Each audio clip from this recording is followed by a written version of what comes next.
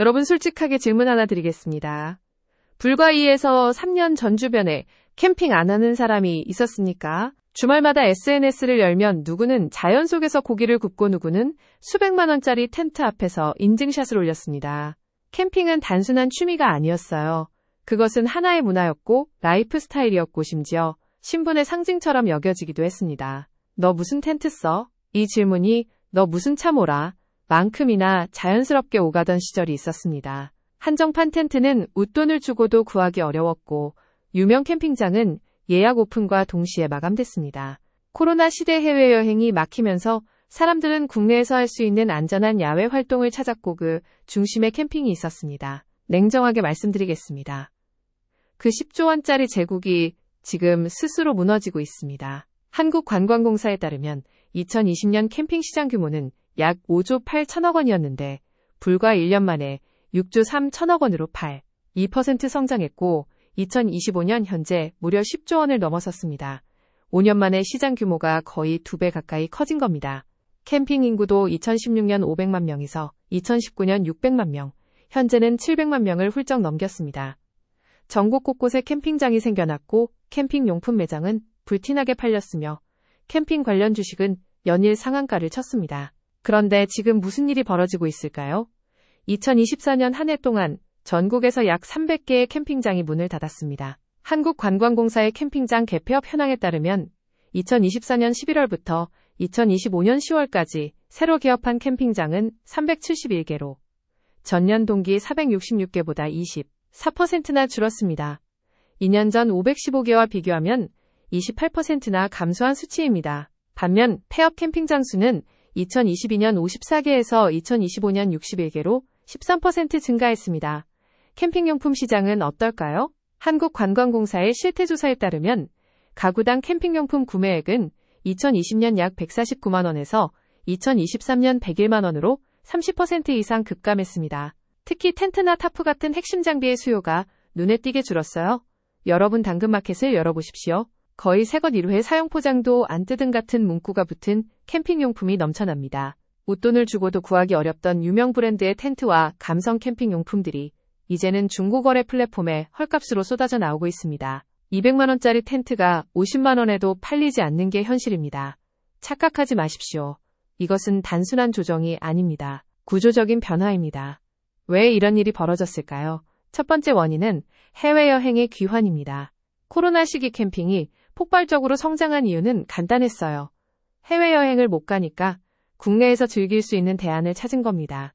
2020년부터 2022년까지 하늘길이 막히면서 사람들은 어디론가 떠나고 싶은 욕구를 캠핑으로 해소했습니다. 그런데 2023년 엔데믹 이후 상황이 완전히 바뀌었습니다. 막혀있던 하늘길이 열리자 사람들은 다시 해외로 떠나기 시작했어요. 여러분의 모습은 어떻습니까? 주말에 캠핑장을 예약하시겠습니까? 아니면 3박 4일 일본 여행을 가시겠습니까? 내가 생각했을 때 대부분의 사람들은 후자를 선택할 겁니다. 캠핑은 분명 매력적인 레저 활동이지만 해외여행이라는 강력한 대체제가 돌아온 순간 그 매력은 상대적으로 희석될 수밖에 없었어요. 특히 캠핑에 필요한 장비 구입 비용을 따져보십시오. 텐트 하나에 50만 원에서 200만 원, 타프 20만 원, 테이블과 의자 세트 30만 원, 침낭과 매트 20만 원, 랜턴과 버너 등 소품까지 합치면 초기 장비 비용만 수백만 원이 듭니다. 여기에 현장에서의 세팅과 정리 시간, 날씨, 변수벌레와의 전쟁 시기 불편함까지 고려하면 오히려 해외 패키지 여행이 더 편하고 가성비 있게 느껴지는 겁니다. 100만 원이면 동남아 3박 4일 패키지를 다녀올 수 있는데 같은 돈으로 텐트 치고 불편하게 잠을 자야 할 이유가 있을까요? 두 번째 원인은 중국발 초저가 공습입니다.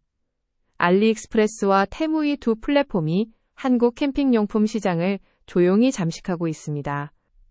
국가데이터처에 따르면 해외 직구 거래액은 2024년 7조 583억 원을 기록해 전년 대비 19% 증가했습니다. 그중 상당 부분이 캠핑 관련 용품입니다. 왜 그럴까요? 구체적인 예를 들어드리겠습니다. 국내 캠핑업계가 제작한 캠핑 테이블은 3만 원대부터 10만 원대에 팔립니다. 그런데 테무에서는 비슷한 제품이 1만 5천 원입니다. 국내에서 10만 원에 팔리는 캠핑 의자가 알리에서는 2만 원이에요. 30만 원짜리 텐트가 테무에서는 7만 원입니다. 물론 품질 차이가 있겠지만 캠핑을 가볍게 즐기려는 소위 라이트 캠퍼에게 이 가격 차이는 무시할 수 없습니다. 마니아층 사이에서는 기능이 크게 떨어지지 않으면서 가격은 저렴한 중국산 용품이 입소문을 타고 있어요. 알리에서 산 거 써봤는데 생각보다 괜찮던데. 이런 후기가 유튜브와 커뮤니티에 넘쳐납니다. 열정적인 마니아층은 여전히 프리미엄 브랜드를 고집하지만 시장의 다수를 차지하던 중간 소비층이 중국 직구로 빠져나가면서 국내 캠핑용품 업체들은 양쪽에서 끼인 신세가 됐습니다. 고급 시장에서는 해외 프리미엄 브랜드에 밀리고 저가 시장에서는 알리테무에 밀리는 겁니다. 세 번째 원인은 라이트 캠퍼의 대규모 이탈입니다. 코로나 시기 캠핑 인구가 급증한 것은 사실이지만 그중 상당수는 진정한 캠핑 애호가가 아니었어요. 해외여행을 못 가니까 어쩔 수 없이 캠핑을 시작한 사람들 유행이니까 따라서 장비를 산 사람들, SNS에 올릴 사진 한 장을 위해 캠핑장을 찾은 사람들이 많았습니다. 이들은 텐트 한두 번 치고 나서 깨달았어요. 이거 생각보다 힘들고 귀찮네. 설치하는데 1시간 정리하는데 또 1시간. 짐을 차에 싣고 현장에서 빨래하고 벌레랑 싸우고 밤새 추위와 싸우고. 이 스스가더. 그 과정이 생각보다 만만치 않다는 걸 경험한 겁니다. 캠핑 시 하루 평균 지출 비용도 적지 않습니다. 트렌드 모니터 조사에 따르면 보통 10만원에서 30만원 사이가 소요됩니다. 캠핑장 이용료, 식재료비, 연료비, 이동 비용까지 합치면 1박 2일에 20만원 이상이 드는 경우가 많아요. 해외여행이 재개되자 이 라이트 캠퍼들은 즉시 캠핑을 떠났습니다. 수백만원 들여 산 장비는 창고에 처박히거나 중고시장의 헐값으로 나왔어요. 캠핑을 진지하게 즐기는 700만 마니아층은 여전히 건재하지만 한때 시장을 떠받쳤던 일시적 수요가 빠지면서 전체 시장 규모가 급격히 축소된 겁니다. 네 번째 원인은 국내 캠핑 브랜드들의 실적 붕괴입니다. 숫자가 말해줍니다. 국내 캠핑 시장을 선도했던 코베아를 보십시오. 가스버너로 출발해 텐트 랜턴 등 다양한 용품으로 영역을 확장했던 이 회사의 2024년 매출액은 202억 원으로 2023년 207억 원 대비 4% 감소했습니다. 더 심각한 건 적자 전환입니다. 영업손실 9억 원, 당기순 손실 27억 원을 기록했어요. 캠핑업계 명품으로 불리던 헬리녹스는 어떨까요? 고가 초경량 장비로 프리미엄 마케팅에 성공했던 이 브랜드는 2022년 매출 770억 원, 영업이익 78억 원을 기록했습니다. 그런데 2024년 매출은 412억 원으로 2년 만에 절반 수준으로 폭락했습니다. 같은 기간 영업손실 8억 원, 당기순 손실 27억 원을 기록하며 적자 전환했어요. 2022년에 론칭한 신생 브랜드 카고 컨테이너도 마찬가지입니다.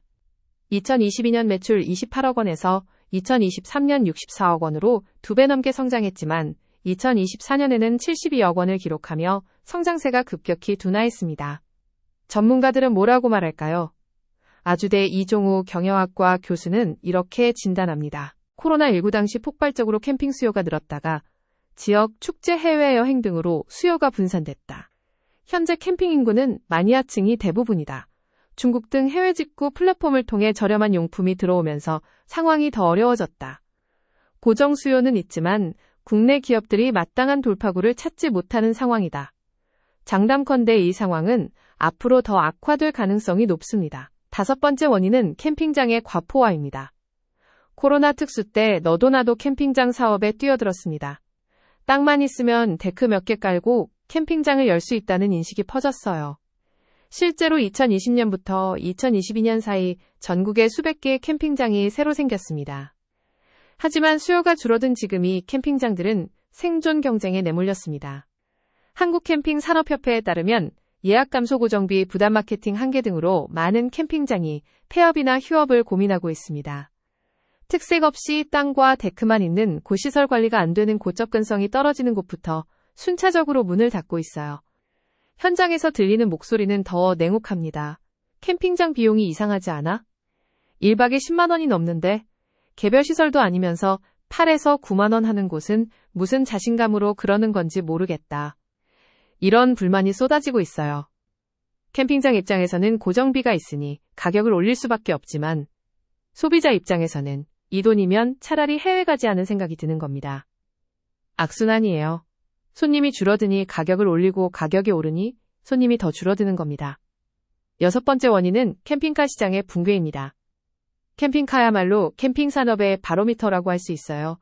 코로나 시기 캠핑카 판매량은 폭발적으로 증가했습니다. 2019년 415대였던 판매량이 2020년에는 946대로 370% 늘었고 2021년 771대, 2022년에는 919대로 정점을 찍었습니다. 코로나 이전 대비 600% 성장이었어요. 시장의 신규 업체들도 우후죽순 생겨났습니다. 그런데 어떻게 됐을까요? 2023년 판매량은 815대에서 단숨에 8% 급감의 525대가 됐고 2024년에는 다시 8% 떨어졌습니다. 불과 2년 만에 2% 거의 75%가 증발한 겁니다.